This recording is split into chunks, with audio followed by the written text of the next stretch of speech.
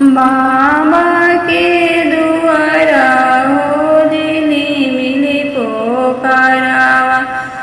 ओई बेजे बेटी ना सुए ओई बेजे बेटी ना सुए कोरावा चरल अइली दूल्हा कौन दूल्हा पूछे ले धनी जी से बात पूछे ले धनी जी से बात जाई दिन धनी तोरो जनमामा ओई दिन दाना बतलाई ओहे दिन दाना बतलाई एतना वचन जब सुनिली सुंदर सुबई चली भैली आमा के पास चली भैली आमा के पास जाई दिन आमा हमारो जनमिया ओई दिन दाना बतलाई ओई दिन दाना बतलाई तोहरो जनम बेटी भादो के मास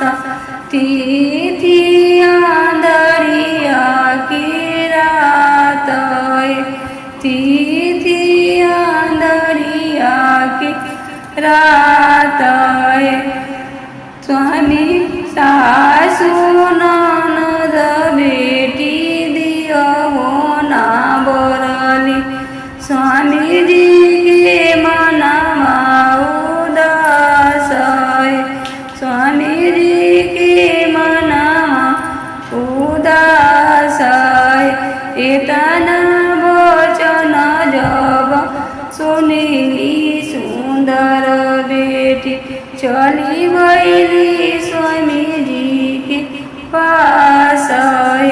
चली भैली स्वामी जी के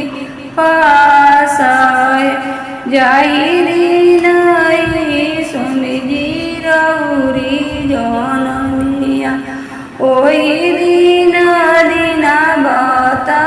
बतलाई ओहे दिन दिना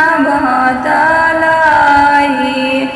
एतना वचन जब सुनले कौन दूल्हा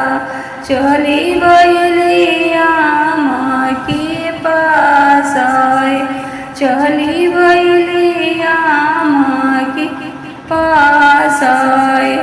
जाई दिन आमा हमारो जनमिया ओहे दिन दाना